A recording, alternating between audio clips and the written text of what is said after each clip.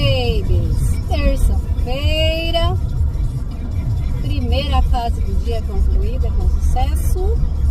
Agora bora para o segundo tempo, né, gente? Agora é casa, organizar a casa e fazer o treininho diário. E é isso aí, Brasil! A vida da mulher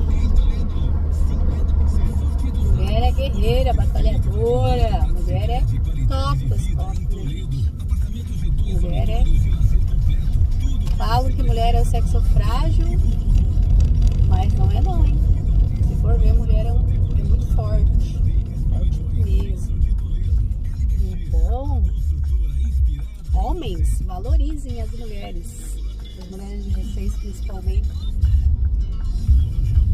Valorizem, porque elas merecem ser valorizadas, amadas e principalmente respeitadas.